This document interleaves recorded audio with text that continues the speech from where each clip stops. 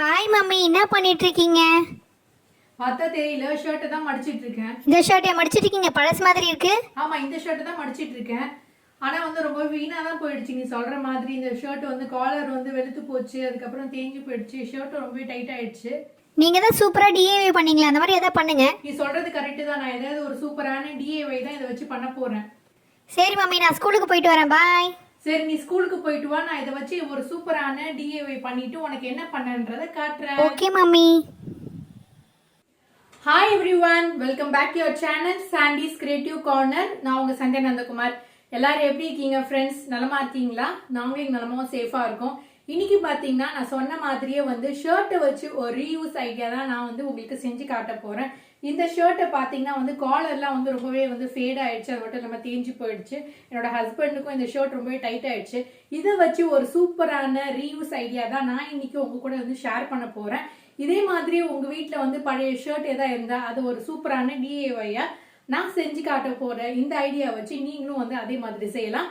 இனி வாங்க வீடியோக்குள்ள போகலாம்.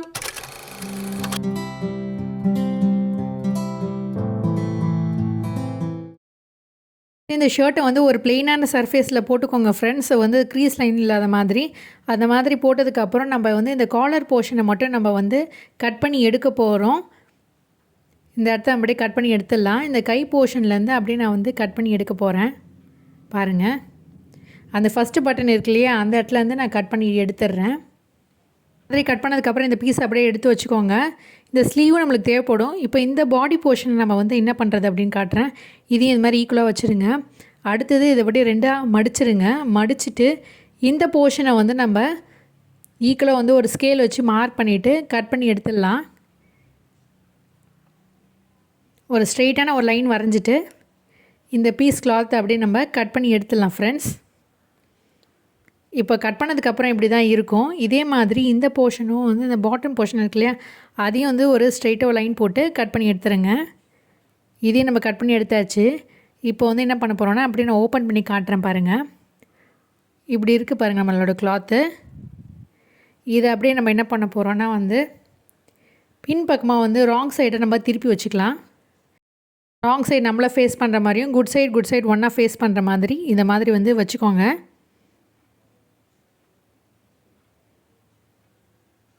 இதுக்கப்புறம் என்ன பண்ண போகிறோன்னா நம்ம ரெண்டு பக்கமும் பெல் பின் செக்யூர் பண்ணிவிட்டு வச்சுக்கலாம். இப்போ பார்த்திங்கன்னா நான் பெல் பின் செக்யூர் பண்ணிட்டேன். இந்த கிளாத்தை அப்படியே நம்ம தனியாக எடுத்து வச்சிடலாம். ஃபர்தராக நம்ம இதுக்கு ஹேண்டில் ரெடி பண்ணுறது எப்படின்னு காட்டுறேன். இப்போது இந்த கை இருக்குல்லையா, அந்த ஸ்லீவை நான் சின்ன சின்ன ஸ்ட்ராப்ஸை கட் பண்ண போகிறேன். இப்போ அதை நான் கட் பண்ணிவிட்டு உங்களுக்கு எப்படி இருக்குதுன்னு காட்டுறேன். இந்த கிளாத்தை அப்படியே கட் பண்ணிவிட்டு நீட்டாக ஸ்ட்ரிப் மாதிரி கட் பண்ணிவிடுங்க. இந்த மாதிரி ஒரு 3 ஸ்ட்ரிப் நான் கட் பண்ணியிருக்கேன். ஒரு ஸ்லீவ் அப்படியே எடுத்து வச்சுக்கிட்டேன். இப்போ இந்த 3 ஸ்ட்ரிப்பையும் நம்ம ஒன்றா சேர்த்து ஸ்டிச் பண்ணி எடுத்துகிட்டு வந்துடலாம். இப்போ ஸ்டிச் பண்ணிவிட்டு உங்களுக்கு எப்படி இருக்குதுன்னு காட்டுறேன். அதுக்கு முன்னாடி இதோட மெஷர்மெண்ட் என்னென்னு பார்த்துடலாம். இதோடைய அகலம் மட்டும் நான் 3.5 அளவுக்கு கட் பண்ணியிருக்கேன். 3 ஸ்ட்ரிப்பும் பார்த்திங்கன்னா 3.5 இன்ச்சஸ் அளவுக்கு தான் கட் பண்ணியிருக்கேன். இப்போ எல்லாத்தையும் ஜாயின் பண்ணி ஸ்டிச் பண்ணிட்டு காட்டுறேன் பாருங்கள். இப்போ இது மாதிரி ஸ்டிச் பண்ணிட்டேன் லைனாக.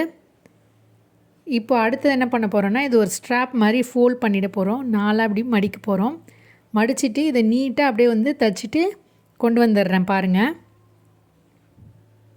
இப்போ இதை மாதிரி நான் ஸ்டிச் பண்ணிட்டேன். ஸ்டிச் பண்ணதை இப்படி ஈக்குவலாக ரெண்டாக மடித்து வச்சுருக்கேன். மடித்ததுக்கப்புறம் இதை ரெண்டாக கட் பண்ணி எடுத்துக்கலாம். இந்த மாதிரி ஈக்குவலாக வச்சுட்டு கட் பண்ணி எடுத்துருங்க. உங்களுக்கு எந்த அளவுக்கு ஹேண்டில் வேணுமோ அந்த அளவுக்கு நீங்கள் கட் பண்ணிக்கலாம். இப்போ இதோட லென்த்து நான் எவ்வளோ வச்சுருக்கேன்னு பார்த்தீங்கன்னா 29 இன்ச்சஸ் அளவுக்கு வச்சுருக்கேன். கொஞ்சம் லாங்கான ஹேண்டிலாக தான் இது இருக்கும் ஃப்ரெண்ட்ஸ்.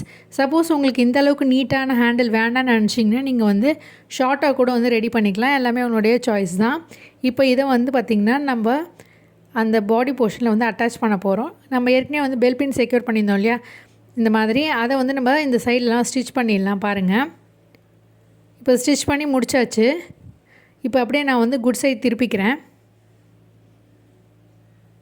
இப்படி திருப்பினதுக்கப்புறம் இந்த ஹேண்டில் இதில் அட்டாச் பண்ணுறதுக்கு நம்ம ஒரு சென்டர் பாயிண்ட் மார்க் பண்ணோம். இந்த ரைட் சைட்லேருந்து ஒரு 6 இன்ச்சஸும் அதே மாதிரி இந்த சைடில் பார்த்திங்கன்னா ஒரு 6 இன்ச்சஸும் நம்ம மார்க் பண்ணிக்கலாம் ஃபஸ்ட்டு. ஒரு சென்டர் பாயிண்ட் வந்து மார்க் பண்ணிக்கலாம்.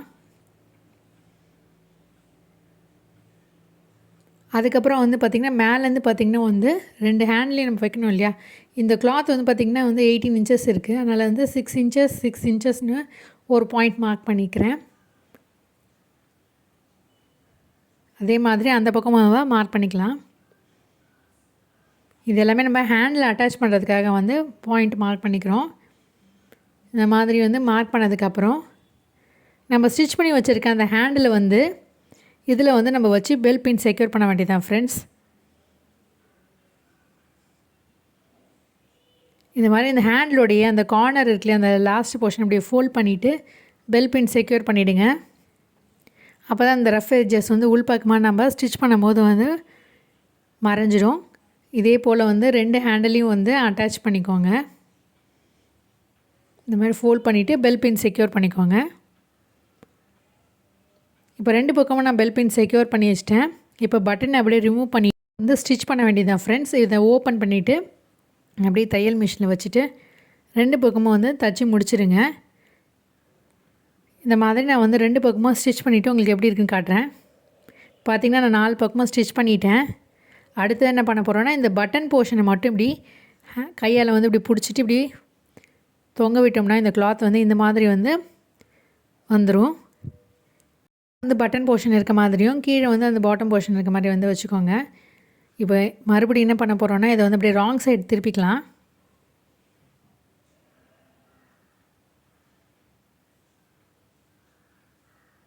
இப்போ ராங் சைடு திருப்பினதுக்கப்புறம் பட்டன் போர்ஷன் டாப்பில் இருக்குது பாருங்கள். ஹேண்ட்லாம் 2 பக்கமும் இப்படி இருக்குது. இப்போ அடுத்து என்ன பண்ண போகிறோம், 2 பக்கமும் ஸ்டிச் பண்ண போகிறோம். இப்போ நம்ம 2 பக்கமும் ஸ்டிச் பண்ணி முடிச்சாச்சு. அடுத்ததான் என்ன பண்ண போகிறோன்னா, இந்த 4 கார்னர்ஸ்லையும் நம்ம வந்து மார்க் பண்ணி கட் பண்ண போகிறோம். டாப்லேருந்து ஒரு 2 இன்ச்சஸும் இந்த பக்கம் வந்து பார்த்திங்கன்னா ஒரு 5 இன்ச்சஸும் கீழே வந்து பார்த்திங்கன்னா ஒரு 2 இன்ச்சஸ்ன்ற மாதிரி வந்து 4 பக்கமும் வந்து இதே போல் வந்து மார்க் பண்ணிக்கோங்க ஃப்ரெண்ட்ஸ். இங்கே பார்த்திங்கன்னா வந்து ஹைட் வந்து 2.5ம் பிரெத்து வந்து பார்த்திங்கன்னா 2 இன்ச்சஸ் அளவுக்கு இருக்கிற மெஷர்மெண்ட்டில் வந்து 4 பக்கமும் நான் வந்து மார்க் பண்ணியிருக்கேன். இப்போ அடுத்ததாக என்ன பண்ண போகிறோன்னா, இதை அப்படியே நம்ம கட் பண்ணி எடுக்க வேண்டியது தான். இந்த மாதிரி 4 பக்கமும் வந்து கட் பண்ணிவிட்டு உங்களுக்கு எப்படி காட்டுறேன் பாருங்கள். இந்த மாதிரி 4 பக்கமும் கட் பண்ணியாச்சு. அதுக்கப்புறம் வந்து பார்த்திங்கன்னா இதை எல்லாத்தையும் வந்து இப்படி ஜாயின் பண்ணி நம்ம ஸ்டிச் பண்ண வேண்டியது தான் ஃப்ரெண்ட்ஸ். எல்லா பக்கமும் வந்து பெல் பின் செக்யூர் பண்ணிவிட்டு கரெக்டாக இருக்க மாதிரி வச்சுட்டு நம்ம ஸ்டிச் பண்ணிடலாம் ஃப்ரெண்ட்ஸ். பாருங்கள் 4 கார்னர்ஸ்லேயும் வந்து இந்த மாதிரி அந்த கிளாத்தை ஜாயின் பண்ணிவிட்டு பெல் பின் செக்யூர் பண்ணி வச்சுக்கிறேன். இந்த மாதிரி நம்ம ஸ்டிச் பண்ணும்போது வந்து துணி நகராமல் இருக்கும். கரெக்டாக ஒரு பாக்ஸ் பேட்டர்னில் நம்மளுக்கு கிடைக்கும் ஃப்ரெண்ட்ஸ். அதனால் இந்த மாதிரி பாயிண்ட் வந்து மார்க் பண்ணிவிட்டு பெல் பின் செக்யூர் பண்ணிவிடுங்க. இந்த மாதிரி பெல் பின் செக்யூர் பண்ணிவிட்டு எல்லாத்தையும் நான் உங்களுக்கு ஸ்டிச் பண்ணிவிட்டு எப்படி இருக்குன்னு காட்டுறேன் பாருங்கள் ஃப்ரெண்ட்ஸ். பார்த்திங்கன்னா நம்ம 4 பக்கமும் வந்து ஸ்டிச் பண்ணி முடிச்சாச்சு ஃப்ரெண்ட்ஸ். ஸோ ஸ்டிச் பண்ணதுக்கப்புறம் இப்படி தான் இருக்கும் 4 பக்கமும்.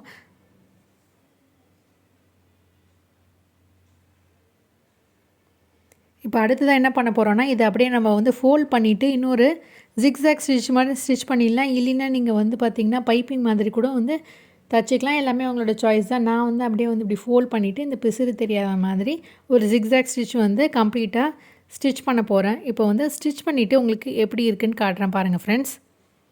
அவ்வளோதான் ஃப்ரெண்ட்ஸ், நான் வந்து இந்த மாதிரி ஜிக்ஸாக் ஸ்டிச் வந்து ஸ்டிச் பண்ணிட்டேன். சப்போஸ் உங்கள் தையல் மிஷினில் ஜிக்ஸாக் ஸ்டிச் இல்லைன்னா நீங்கள் வந்து பைப்பிங் மாதிரி வந்து ஸ்டிச் பண்ணி கம்ப்ளீட் பண்ணிவிடுங்க ஃப்ரெண்ட்ஸ். இப்போ எல்லா பக்கமும் நம்ம ஸ்டிச் பண்ணி முடிச்சாச்சு. அப்படியே வந்து நம்ம பட்டனை வந்து ஓப்பன் பண்ணிவிட்டு பேக்கை வந்து நம்ம குட் சைடு வந்து அப்படியே திருப்பிக்கலாம் ஃப்ரெண்ட்ஸ். இப்போ பாருங்கள்,